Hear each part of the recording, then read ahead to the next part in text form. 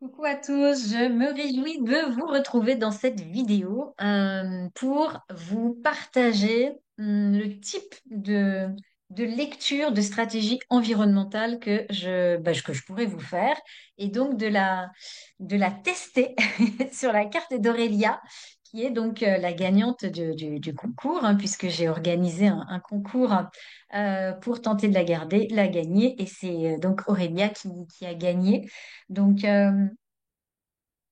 on va aller regarder tout ce les grandes lignes, parce qu'après, voilà, c'est vraiment une lecture de nous donner des informations sur tout ce qui concerne l'environnement qui va être plutôt lié enfin, c'est pas plutôt, qui va être lié à cette partie-là de la carte. Donc, vraiment, on va regarder la flèche, on va regarder la stratégie environnementale, on va regarder comment ça se passe pour elle. Et donc, tout ça va nous donner des informations sur la façon dont elle peut prendre soin de son corps et quel est l'environnement idéal pour elle.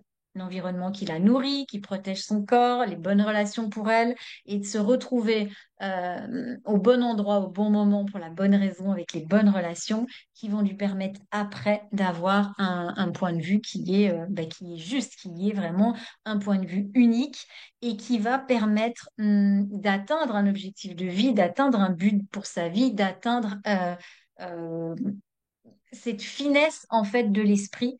Et voilà, on a vraiment en fait ce lien des nœuds, parce que les environnements sont liés aux nœuds, même si aujourd'hui l'idée c'est pas de développer les nœuds, mais on part vraiment des nœuds du design pour aller après vers les nœuds de la personnalité. Donc, juste pour rappel, l'environnement, c'est vraiment un des quatre piliers de transformation du design humain. Vous avez donc au niveau du corps, la stratégie nutritionnelle, comment est-ce que vous digérez les aliments, comment est-ce que vous avez cette capacité à pouvoir vous nourrir correctement et à nourrir votre cerveau correctement. Et ici, donc, l'environnement. Donc, comment est-ce que vous vous nourrissez de l'extérieur? On peut le voir comme ça, en type d'environnement et pas forcément en type de lieu. C'est là où c'est important voilà, de pas confondre et de ne pas vous mettre dans une case en voyant un nom qui est particulier à un environnement et de l'associer tout de suite. Vous voyez que quand on a un lieu, on met tout de suite des pensées derrière et en fait, ça peut ne pas être la, la, la, la fréquence vibratoire que le design humain apporte. Donc, c'est ça qui est toujours très subtil. Et une fois que le corps a vraiment le bon fonctionnement, donc évidemment, on a une santé physique, on a un corps qui est protégé, qui est nourri, on a cette capacité à pouvoir avoir une cognition qui s'affine, un éveil qui s'affine, une conscience qui s'affine, et donc évidemment d'aller dans la justesse de notre fonctionnement et d'être ce qu'on appelle donc un être différencié, un être unique, et de revenir donc dans son unicité. Donc Aurélia, c'est parti pour aller donc découvrir un petit peu ce qui se passe en termes de ta stratégie environnementale. Euh, on va déjà s'attacher à regarder la fameuse flèche qui va nous donner les premières indications. Donc la flèche qui est ici, est-ce que tu es quelqu'un qui doit être observatrice de dans son environnement ou quelqu'un qui est observé? Une flèche à droite, c'est vraiment l'observatrice. C'est-à-dire que l'environnement qui va te protéger est un environnement où tu n'as pas à être tout le temps actif pour que les gens voient ce que tu fais. C'est toi qui es observatrice. Donc, c'est pas dans le besoin de faire. J'utilisais beaucoup l'idée de la poule sans tête qui court partout. Quand on est dans un environnement observateur, Ara appelle ça les patates de canapé. Évidemment, vous commencez à savoir ce que c'est que la patate de canapé, puisque je suis une patate de canapé, et que c'est quand même toute la thématique de ce concours et de pourquoi on est là aujourd'hui. La fameuse patate de canapé ou la patatologue, comme vous voulez. Il y a différents surnoms qu'il a donnés à ces observateurs que nous sommes. Et c'est pas de le relier à de la timidité. C'est vraiment ce besoin de pouvoir entrer en relation avec les autres en les observant. Et quand on veut observer ce qui se passe dans notre environnement, ben, on ne peut pas courir partout.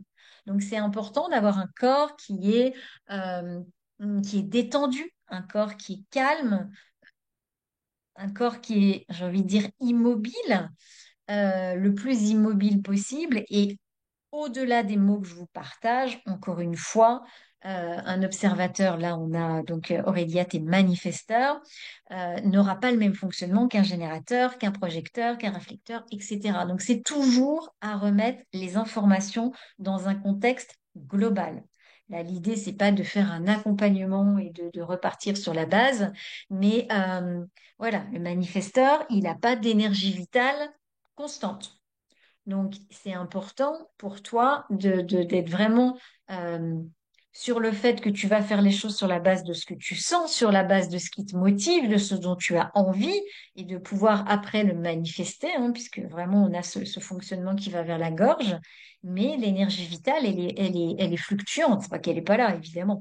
Il y en a, mais elle est fluctuante. Tu peux pas t'appuyer dessus de façon permanente puisqu'elle va être liée à ton environnement, liée à ton entourage. Donc, c'est-à-dire que hum, si tu as des gens qui sont satisfaits de leur vie, bah, toi, tu vas capter tout ça. S'ils sont frustrés, tu vas le capter aussi, tu vas l'amplifier. Et donc, de ne pas te laisser embarquer non plus par une pression de quelqu'un qui pourrait te mettre sous pression, te mettre sous stress. Donc, vraiment, de revenir toujours à euh, ces deux piliers pour toi. Ce que tu sens, tu es quelqu'un qui est instinctif, tu es quelqu'un qui est intuitive, et donc cette capacité à être motivé, volontaire, qui seront vraiment tes deux points. J'ai envie, j'ai pas envie. Est-ce que je le sens, est-ce que je le sens pas? J'écoute ma petite voix, j'écoute mon instinct, mon intuition, et vraiment, ça, je le sens, ça, je le sens pas. Si je sens pas cette personne, voilà. Ça va déjà te donner des indications sur ton environnement et donc d'être à l'écoute de ton corps et pas, voilà, tu vois que tu as quand même au niveau de tout ce qui est intellectuel, mental, c'est très ouvert. Donc tu peux passer ton temps à répondre à des choses qui sont pas importantes pour toi. C'est vraiment important d'être à l'écoute de ton corps parce que ton mental essaiera toujours de contredire ce que ton intuition ou ton instinct te dit. Et comme l'instinct ne se répète jamais, si on n'est pas à l'écoute de ce qui se passe, voilà. Par contre, si tu es à l'écoute, tu sais que c'est une fréquence qui est sur le maintenant et qui te donnera toujours les bonnes réponses pour te permettre d'être avec les bonnes personnes. Donc, observatrice de ton environnement, euh, c'est vraiment de comprendre il y a le moins de... Voilà, t'es pas faite pour aller faire des 100 mètres, pour aller courir partout.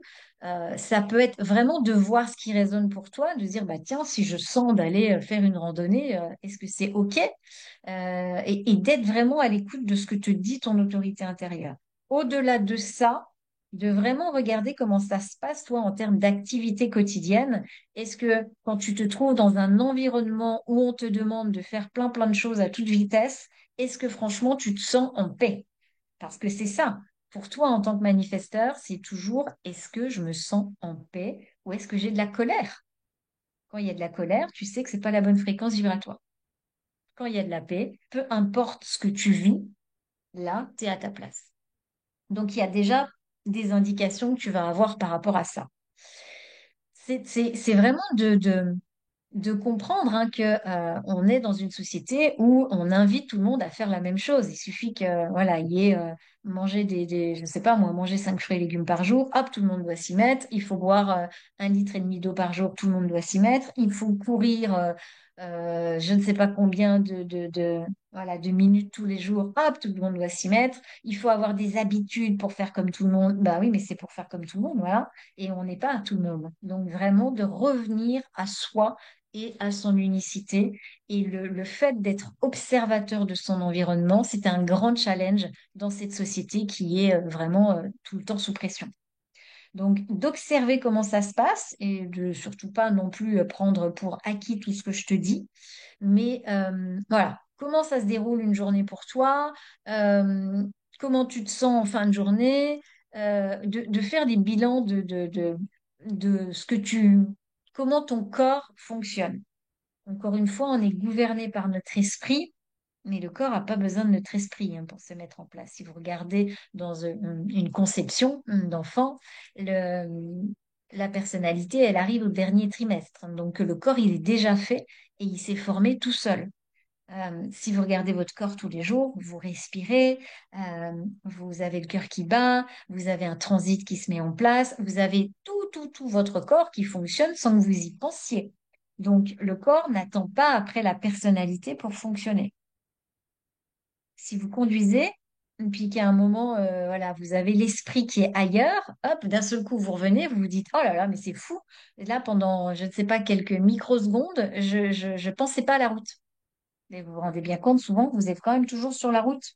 Donc, bon, c'est peut-être pas forcément l'exercice à faire tout le temps, je sais pas comment ça se passerait, mais de se dire que c'est possible, de se dire que le corps n'a pas toujours besoin de la personnalité pour fonctionner. Donc, de regarder déjà pour toi ce que veut dire observatrice. Est-ce que tu es quelqu'un qui observe ton environnement et de voir ce que ça amène pour toi. Ça, c'est vraiment le premier point qui est important à regarder. Donc, sens-toi libre, après avoir écouté cette vidéo, de pouvoir me faire un retour sur ce qui te semble juste ou pas. La différence entre la gauche et la droite, c'est vraiment important de le comprendre. Donc, tu vois, toi, tu as quand même trois flèches à droite et une flèche à gauche. Donc, là, c'est le système cérébral et là, c'est le corps. Donc, ton système cérébral, ton cerveau a besoin de se concentrer, mais c'est le seul domaine où il y a cette concentration qui est nécessaire. Le reste, c'est vraiment cette ouverture, cette passivité qui est là et d'être complètement dans le fonctionnement nouveau de ce qui vient à nous. C'est le futur, la flèche à droite. Euh, pour rappel, nous sommes des êtres qui mutent et Ra a pour habitude de nous dire que la dernière mutation qui a eu lieu était en 1781 et qu'avant on était des êtres stratégiques. On avait nos flèches qui étaient à gauche parce qu'on était stratégique, on se concentrait, on faisait tous la même chose, on regardait le monde avec nos yeux, on se concentrait sur ce qu'on voyait et de là on avait une capacité à penser qui nous faisait prendre nos décisions. Après 2027, qui est la prochaine mutation annoncée par le design humain, les flèches risquent d'être tournées tout à droite et donc de nous amener à un fonctionnement complètement différent puisque là, il n'y a plus de concentration. Il n'y a plus euh, oui, ce besoin de se concentrer. Et entre les deux, bah, c'est nous. Et c'est le bazar. Parce que on n'est pas encore dans ce fameux paradigme, ce nouveau monde, je sais pas comment on peut l'appeler, mais on n'est plus l'être à 7 centres. On est un être à 9 centres qui fonctionne avec des flèches à gauche et des flèches à droite, avec des endroits où vous faites concentrer, puis des endroits où il faut pas du tout l'être. Et avec une pression d'un cycle global, ce qu'on appelle la croix d'incarnation, donc la mission de vie pour nous de façon personnelle, elle existe en termes d'humanité. Et on est sur un cycle global qui nous amène à être concentrés, qui nous amène à garder toujours cette concentration, ce besoin de compétence, ce besoin d'être dans les détails, ce besoin de vraiment voir tous les petits détails de toutes les activités qu'on fait, euh, hum, d'être très lié à tout ce qui est soutien, etc., etc. Et tout ça, là aussi, est amené à changer en 2027. Donc, il y a vraiment une fréquence qui est en train d'évoluer avec, on le voit bien, des enfants qui n'ont plus du tout euh, la même prédisposition génétique à fonctionner, mais pour autant, notre système éducatif est toujours le même et nous amène à fonctionner comme quand on avait toutes nos flèches à gauche. Donc pour toi, de se dire que tu as vraiment un esprit très novateur dans un corps qui est novateur, mais un cerveau qui reste, on pourrait dire, démodé, tu vois, qui a toujours besoin de se concentrer pour, pour fonctionner correctement, en fait. Donc, voilà, première chose, cette observation qui est vraiment à mettre en place, cette passivité dans ton environnement.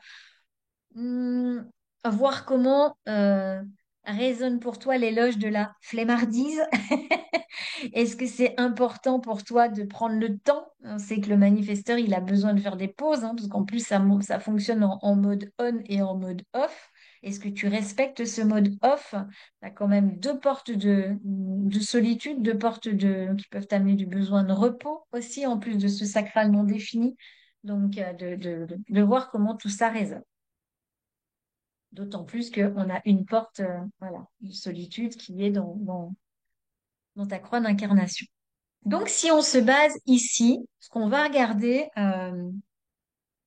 hum, en termes de chiffres, ici, l'environnement, la stratégie environnementale est liée à ce qu'il y a sous la surface et qui va nous amener des informations beaucoup plus hum, j'allais dire limité, en tous les cas plus unique, qui nous amène vers d'autres unicités. Et toi, tu as donc une couleur, ça s'appelle la couleur en design humain, même si c'est pas, encore une fois, hein, je vous dis, quand il y a des mots en design humain, ne les associez pas à ce que vous pouvez imaginer tout de suite. Ça n'a rien à voir avec la couleur telle qu'on pourrait l'imaginer tout de suite. Euh, c'est vraiment une fréquence vibratoire. La, la, la, la différence qu'il va y avoir, je ne sais pas si vous aviez déjà, ou si toi, Aurélia, tu avais vu ou tu as déjà fait ta stratégie nutritionnelle, mais c'est toujours la même chose. On a 6 stratégies. Les stratégies qui vont être le un, le 2, le 3 vont nous parler de conditions et 4, 5, 6 nous parlent de circonstances. Donc, au-delà de l'environnement, c'est dans quelles circonstances tu vas vivre dans ton environnement. C'est ça qui est vraiment hyper important pour toi. Et ça amène du coup, avec ce fonctionnement, à se libérer de nos vieilles habitudes, de nos vieilles relations, de nos vieux schémas, quelles étaient les histoires qu'on se racontait, etc., etc. Donc, à partir du moment où on est dans le bon environnement, on a cette capacité à pouvoir transformer notre vie. Ra disait qu'au début, il pensait qu'entre l'environnement et le fonctionnement du cerveau, quel était finalement le plus important? Il dit, j'aurais dit le cerveau tout de suite. Et finalement, bah non, maintenant que j'ai ce recul et qu'il y a toute cette expérience par rapport au design humain, bah, c'est clairement l'environnement parce que c'est ce qui nous permet à chaque fois d'être, bah, comme je le disais, au bon endroit, au bon moment. Donc, au-delà de ce 5 et de tout ce que tu as peut-être déjà entendu en termes de 5, qui est le mot valet, c'est dans quelles circonstances tu vas pouvoir vivre dans ton environnement. Et la circonstance dans le design humain, c'est la qualité de l'environnement qui va en fait te permettre de t'adapter ou d'accepter tout type d'environnement. Le 5, design humain, on sait que c'est une science de mots-clés. Et on parle de continuité génétique, c'est-à-dire que les mots-clés vont toujours être associés et vont toujours être les mêmes. Le 5, au-delà de l'hérétique, c'est l'universalisation. C'est vraiment comment est-ce que je peux aller transformer le monde, comment je peux changer une fréquence vibratoire dans le monde. Donc évidemment, on sait que ça commence par soi. Et donc, il y a vraiment toute euh,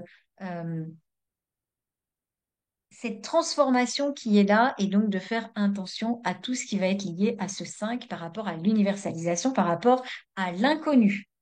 Le 4 va être en lien avec donc des circonstances liées aux personnes proches, mais la 5, c'est vraiment l'inconnu. Comment est-ce que toi, tu vas pouvoir être lié avec les gens que tu ne connais pas forcément? Le 5, c'est tout ce qui est lié au son. À partir du moment où on est dans une circonstance, ça veut dire que si tu respectes, tu es un être sonore, tu es un être qui est dans un environnement acoustique qui est capital pour toi. À partir du moment où tu respectes cette circonstance, tu pourrais presque aller dans tous les environnements. Mais ce qui est important, c'est vraiment cette fréquence vibratoire. On a des fréquences vibratoires de son pour chaque couleur. Le son, c'est pas forcément quelque chose qu'on peut percevoir. C'est une question de décibels, c'est une question de fréquence vibratoire. Il y a des sons qu'on peut pas percevoir parce qu'ils sont trop aigus, parce qu'ils sont trop graves, parce qu'ils sont trop faibles. Et donc, là aussi, c'est vraiment ça. Nous sommes dans un environnement sonore en termes de fréquences vibratoires, mais qui ne sont pas toujours perceptibles pour ce qu'on entend par son. Donc pour toi, le fait que tu sois cet être sonore, donc voilà, je te montre quand même les mots-clés, vallée, donc observatrice, on l'a vu, paysage, large, ajna. C'est vraiment la vallée, on voit tout de suite, encore une fois, dans notre façon de nous concentrer et de penser comme tout le monde, vallée, on voit tout de suite des grands espaces, des trucs hyper verdoyants, j'adore vivre dans la nature, etc., etc. Le 5, on sait que dans son environnement, il y a un truc qui est important, c'est qu'il ait de l'oxygène. Donc, de pas vivre dans les montagnes, mais de vivre plutôt au rez-de-chaussée. Si tu es en ville, tu habites en ville, ça va être beaucoup plus simple pour toi de vivre justement au rez-de-chaussée, premier étage, qu'au 10e étage d'un immeuble, parce que tu as besoin de beaucoup d'oxygène. OK? Le 5, la vallée, regarde-le en termes de communication. J'universalise, je communique avec les gens. Et comment je communique, il y a vraiment ce lien. Comment, pour toi, le mot va être important. D'ailleurs, si on fait le lien, hein, la porte 12, c'est la porte du diplomate, c'est la porte de la prudence, de comment est-ce que je vais parler aux autres, comment je vais m'exprimer. Il y a quand même ce centre-gorge qui est défini avec euh, quatre voix dont deux qui sont aussi dans le corps. Euh, La vallée, ça peut être tout à fait de dire, bah tiens, moi j'habite en plein milieu des bois, en plein milieu des champs, ou alors quand j'ouvre mes volets, j'ai une vue incroyable sur toute la vallée autour de moi. Ça peut être ça, mais vraiment en allant de façon plus profonde, d'aller regarder l'environnement acoustique qui va être important et vraiment comment tu peux communiquer avec les gens. Tout ce qui est lié à la communication est hyper important pour toi. La vallée, c'est vraiment là où tout bouge. Tu vois, voilà, il y a plein de gens qui passent. C'est un petit peu comme, tu vois, l'observatrice en vallée. Bah, tu es assise au bord d'une terrasse de café et tu regardes les gens passer. Et puis parfois, hop, il y a quelqu'un qui passe, tu le connais, ça peut être juste de capter un regard, un hochement de tête, et là, le message, il passe. C'est super difficile à accepter pour notre tête de se dire, bah attends, je n'ai rien dit, on ne s'est pas parlé. La communication n'est pas forcément verbale, elle peut être aurique. Nos auras, elles échangent énormément d'informations. C'est la première communication. La deuxième, elle se fait en termes de, de, de, de corps, et c'est seulement la troisième communication qui arrive en termes de voix. Donc, comment est-ce que tu rencontres l'autre? Comment est-ce que tu vas communiquer avec l'autre? Comment est-ce que hum, tu peux même, à partir du moment où toi, ta vallée est ta vallée large, vois-le à l'image si on reprend notre histoire de nature, il y a, je sais pas moi, des personnes qui sont, tu vas aux champignons, tu vas chercher des fleurs dans la nature, et il y a quelqu'un qui est à un bout du parc ou un bout de la forêt, et puis tu as l'autre qui est à l'autre bout. Et donc, c'est cette façon de pouvoir communiquer sur des grandes étendues, tu vois. Il y a vraiment cette thématique de, au-delà du mot vallée et d'avoir effectivement quelque chose de large, il y a plus loin. On peut aller plus loin et vraiment voir comment est-ce que tu peux rencontrer l'autre en termes de communication. Donc, tu me diras comment ça résonne pour toi, cette histoire de café, justement, et de se dire, ah oui, je les regarde, je les observe, je capte ce qui se passe, et voilà, un regard se croise, quelque chose, il y a une information qui est passée. Même si c'est pas le mental n'en a pas conscience, c'est des choses qui se passent dans le corps. Et n'oubliez pas que tout ce qui est dans le corps n'est pas conscient pour votre personnalité. C'est pas pour ça que ça n'arrive pas. C'est, voilà, vous respirez sans que vous en ayez conscience. Donc, il y a vraiment cette communication qui est importante. Au-delà de la communication, euh, le, le, le- le fait que ce soit large, alors on a soit large, soit étroit, si tu le vois sur remis sur une fréquence vibratoire sonore, le large, ce serait diffus, à la différence de l'étroit qui serait focalisé. Donc quelque chose de diffus dans un environnement acoustique, c'est-à-dire qu'il faut que le son, tout ton environnement sonore soit diffus. Ce sera peut-être plus, alors ça peut être vu en termes de fréquence vibratoire basse ou de fréquence sonore basse plutôt que aiguë. Ça, c'est vraiment à toi de voir encore une fois, hein, avec ta stratégie, ton autorité, ce qui te semble juste, ce que tu sens ou pas.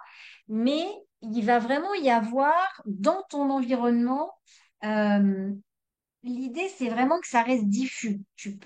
On n'est pas dans un environnement sonore, on est dans un environnement bruyant. Donc aujourd'hui, il y a, je sais pas, une clim qui fonctionne, il y a les voitures qui passent dans la rue, les gens qui crient, tu as ton téléphone avec des notifications qui n'arrêtent pas de sonner, tu as, qu'est-ce que tu peux avoir? Bah, une télé, une radio, un ordinateur, un ventilateur, un four, un micro-ondes, un lave-vaisselle, un lave-linge. Enfin, il y a beaucoup, beaucoup, beaucoup de fréquences sonores qui sont importantes. Et ça, quand on a un environnement qui est large, vallée et large, en termes d'environnement acoustique pour toi, si tu le reprends en une question de son, cet environnement sonore, c'est vraiment euh, comment résonne le son dans cet environnement? Est-ce qu'il est important? Est-ce qu'il est focalisé ou est-ce qu'il est diffus? Pour toi, encore une fois, je te disais, si tu es dans la bonne circonstance, tu pourrais être dans tous les environnements. Euh, C'est-à-dire que à partir du moment où le son il est diffus, tout est OK. Tu vis en ville. Tu vis dans une rue qui est très animée, il y a beaucoup de passants, il y a des commerces, il y a peut-être un bar avec des gens qui parlent à côté, il y a peut-être beaucoup de circulation.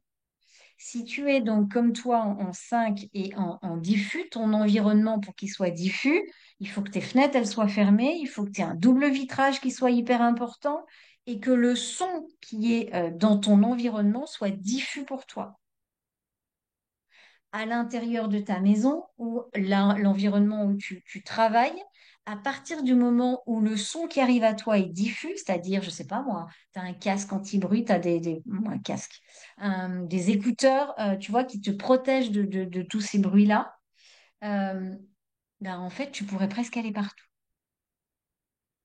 Donc, la première chose à voir pour toi, c'est quel est l'environnement sonore dans lequel tu évolues. C'est, je sais pas moi, t'habites dans une vallée qui est super large, mais t'as un aérodrome à côté où il y a le train qui passe tout le temps. T'as beau avoir une super vallée, s'il y a un environnement sonore avec des fréquences sonores qui sont importantes et qui sont nettes, focalisées, c'est pas un environnement qui va t'amener bah, la bonne fréquence pour toi. OK? Donc voilà, ça peut être intéressant de voir bah, comment ça résonne pour toi tout cet environnement euh, acoustique. C'est vraiment le mot, c'est ça, c'est acoustique. Donc j'avais noté quelques questions que tu pouvais te poser, mais je n'arrive pas à la trouver. Juste c'est ça, voilà. Quel est l'environnement où tu vis? Quel est l'environnement où tu dors? Parce qu'encore une fois, il y a des centres qui sont des centres énergétiques qui sont ouverts. Et donc, ben, comment ça se passe la nuit? D'ailleurs, juste pour te faire du teasing, si on regarde ta carte, voilà comment ça se passe. Donc, tu n'es pas manifesteur hein, quand tu dors. Donc, l'environnement nocturne, il y a aussi ça à en regarder. Comment ça se passe la nuit? Est-ce que c'est un environnement, je sais pas, moi, ça m'est arrivé quand j'habitais Paris, d'avoir les bus qui passaient parce que j'étais à côté d'une ligne de bus ou d'avoir, encore une fois, tu vis à côté d'un cinéma, les gens ils sortent, ça fait du bruit, tu es à côté d'une discothèque, tu es à côté d'un bar, voilà. Est-ce que l'environnement sonore quand tu dors, il est diffus ou est-ce qu'il est focalisé? Tout ça, ça va t'amener la finesse de ta fréquence vibratoire. OK? Donc, euh, donc voilà, le fait que ce soit paysage effectivement, on va avoir quelque chose qui peut être lié à tout ce qui est, je pourrais dire rural, mais ce serait vraiment limité. Tu vois, encore une fois, c'est tout ce qui est naturel. Voilà, tout ce qui est donc lié à la nature. Et donc de voir comment ça résonne pour toi. Quand on est en 5, donc voilà, vraiment cette lien à la fréquence sonore ne soit pas en termes ne pose pas de barrière. On a tous euh, un conditionnement, un environnement qui pourrait nous challenger. Et pour toi, donc évidemment, on sait qu'on va chercher le chiffre qui est harmonique, donc le 5 est lié au 2. Si pour toi, euh, tu penses que tu as besoin de barrières, que tu trouves que tu as besoin d'être hyper sélective, que tu as besoin de sécurité, que tu as besoin de te protéger, c'est pas un environnement qui est pour toi et ça pourrait t'amener des difficultés physiques. Donc, vraiment, de regarder tout ça. Qu'est-ce que je pourrais te dire également? À partir du moment où tu es dans le bon environnement, la tonalité qui est pour toi, elle est la vision extérieure. C'est-à-dire que ça va te permettre, ça paraît bizarre à dire, hein, mais si tu es dans un environnement sonore focalisé, en gros, tu vas avoir une perte au niveau de tes yeux. Tu peux avoir quelque chose qui touche au niveau, voir moins bien ou avoir des difficultés aux yeux, etc. Mais à partir du moment où tu es vraiment dans ce bon environnement et où le son reste diffus dans ton environnement, tu vas avoir cette capacité à pouvoir affiner ta vision, à pouvoir hum, voir les choses que les autres ne voient pas, avoir des détails, on a ici une porte neuf qui est vraiment ce monde de détails. Comment est-ce que on peut voir tous les petits détails un- dans une activité, dans une situation, dans quelque chose que tu vas, voilà, qui sera dans ton environnement. OK? Donc vraiment, au-delà de cet environnement, plus tu seras dans cet environnement diffus en termes de sonorité, plus ta vision extérieure va s'affiner. OK? Ensuite, ce qu'on peut regarder, c'est ce qui se passe ici. Donc, on a un 5 et on sait que le 5 euh, correspond à ce qu'on appelle la couleur. Donc, ici, on va avoir une porte, une ligne et une couleur. Vous avez les planètes avec les mêmes activations que ce que vous retrouvez sur une carte qu'on a l'habitude de voir, hein, comme ça, mais la disposition va être différente, ce qu'on appelle le carré magique. On va regarder si on a un 5 dans la dernière ligne, enfin le dernier chiffre de toutes ces planètes. Et on l'a ici. En termes d'expiration, il peut y avoir des difficultés par rapport à l'expiration, par rapport à tout ce que le corps expire. Donc, c'est pas forcément que ce que je rejette comme air, mais ça peut être en termes de peau, ça peut être ce que la peau rejette, ça peut être la transpiration, tout ce qui est gazeux, voilà, tout ce qui se passe en termes de ce que le corps rejette. Donc ça peut être une difficulté pour toi. Après, et une difficulté qui va arriver de façon rapide et qui va avoir un impact important. Ensuite, de regarder si on a un 2 dans ce chiffre-là, où on aura aussi un impact rapide, mais avec un impact qui sera moins important. Et c'est rigolo parce qu'on a un 2 là, enfin rigolo, un 2 ici, un 2 là, et on est vraiment lié au souffle. Donc moi, je t'ai posé cette question, la question de savoir si tu avais des problèmes de santé particuliers. Tu m'as dit que non, et que voilà, si tu avais juste une gêne qui pourrait être dénoncée. C'est celle qui est aux intestins. Donc, tu vois, là, on est sur l'inspiration, on est sur ton aura et on est sur l'expiration. Et là, on est vraiment sur tout ce qui est respiration, le souffle. Donc, tout ce que tu me diras, hein, voilà, si après ça t'évoque des choses auxquelles tu n'aurais pas pensé sur le coup. Ton aura, en termes de manifesteur, ton aura, elle est dense, elle est dure, elle est fermée, elle laisse pas entrer n'importe qui. Elle va laisser entrer les gens environnement, territoire, à partir du moment où les gens t'informent. Mais si les gens te demandent des trucs, s'ils t'imposent des trucs, s'ils veulent te contrôler, pop, c'est même pas la peine. Donc, vois déjà dans l'environnement si les personnes respectent ça et si elles sont là juste pour te prévenir de quelque chose, si elles sont là pour t'informer de quelque chose, parce que il y aura voilà cette qualité aurique qui peut être bah, soit améliorée, perfectionnée, affinée, ou alors il peut y avoir donc hum, ouais, cette aura du manifesteur qui est quand même hyper impactante et qui pourrait perdre de son impact quand tu es dans un environnement sonore qui est focalisé. Voilà. Si tu es dans un environnement qui est diffus, tout ça, ça va se démultiplier. OK? Euh, Quand on regarde après en termes de... Donc là, on est vraiment dans un impact qui peut avoir lieu de façon rapide. Après, ce qu'on regarde, c'est la ligne. On va aller regarder, on va faire la même thématique et on va aller regarder si on a un 5 donc sur la ligne, et de le voir en termes de quelque chose qui va être beaucoup moins, comment dire, rapide en termes d'impact sur la santé. Donc, voilà, le corps physique, le fonctionnement du corps physique. Et donc, quand on a un 5 on va avoir ici la Lune, c'est la gravité, et là, c'est la température du corps. Donc, est-ce que, je sais pas, les moments, tu as hyper chaud, est-ce que les moments, bah, tu es gelé? Ça, ça semble particulier, mais de se dire, bah voilà, si jamais j'ai trop de bruit autour de moi, je vais avoir froid. Hmm. Ça paraît effectivement bizarre à dire, mais de regarder un moment, de se dire ça, mais c'est pas possible, j'ai toujours froid, qu'est-ce qui se passe? Bah, de voir la qualité acoustique de ton environnement.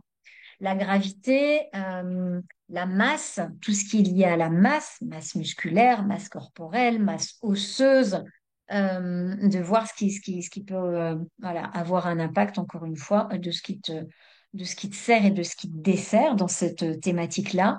Mais là, ça va être un impact donc à long terme, ce qui fait qu'on ne le voit pas forcément arriver tout de suite.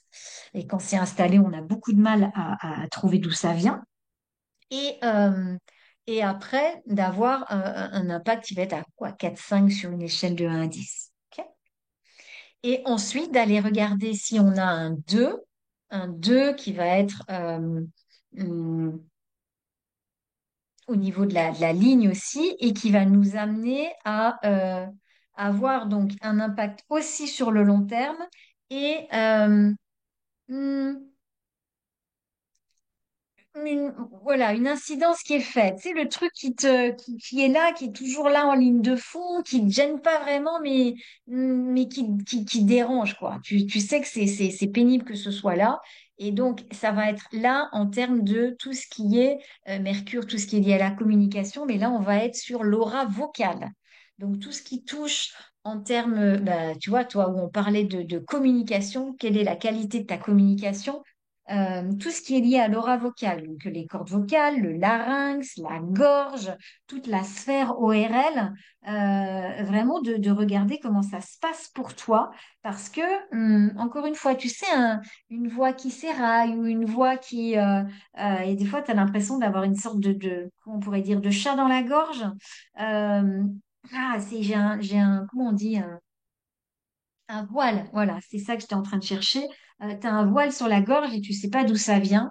Bah, c'est de regarder dans quel environnement sonore est-ce que tu vas hum, évoluer et s'il peut y avoir une incidence par rapport à ça. Donc, c'est des choses qui sont simples, mais c'est pas toujours évident, hein, en fonction de là où on travaille, de se dire, bah, moi, je travaille avec des écouteurs ou quelque chose qui me... on a hein, des casques qui sont voilà, en réduction de bruit. Pour toi, ce serait vraiment quelque chose d'idéal qui te permettrait de protéger ton environnement acoustique et de rester toujours sur quelque chose qui est, voilà, qui t'amène ce son diffus, de vraiment garder ça par rapport à toi et ton fonctionnement, de garder toujours ce son diffus. Donc, comment ça se passe, encore une fois? Le 5, il est très lié aux technologies aussi, hein. Donc, est-ce que tu fais partie des geeks qui ont besoin d'avoir plein de technologies? Parce qu'évidemment, ça amène cet environnement qui est riche en communication. Donc, dit communication, dit appareil pour communiquer. Et donc, voir derrière comment ça se passe en termes de fréquence. Encore une fois, c'est pas forcément le volume sonore, c'est vraiment la fréquence acoustique. Et donc, d'avoir quelque chose qui reste diffus pour toi. Donc, tu me diras, voilà, s'il y a beaucoup de fréquences acoustiques importante. Hum, J'étais en train de penser en fait en même temps, voilà, dans ta chambre, s'il y a, je sais pas moi, un radio-réveil ou un truc, un téléphone avec une super sonnerie le matin, ou est-ce que c'est quelque chose qui est plutôt doux? Est-ce que tu te fais réveiller je sais pas moi, du hard rock, ou est-ce que tu te fais réveiller par une sonate ou une balade de Chopin? Le son va pas être le même, tu vois. Vraiment en termes de fréquence vibratoire, donc d'être vraiment toujours dans quelque chose de au-delà de diffus, j'avais presque ce mot enveloppant, tu vois, vraiment quelque chose qui reste doux, qui reste euh, hum, le cocon, de le voir vraiment comme ça. OK? Donc voilà, là c'est vraiment le fait que je parle toute seule et que j'ai pas ton retour. Ça va plus vite forcément. Mais tu me diras comment ça résonne pour toi déjà pour ces premières informations, ces premières indications. Et encore une fois, enfin, moi, j'ai un environnement qui est 3, ça s'appelle cuisine.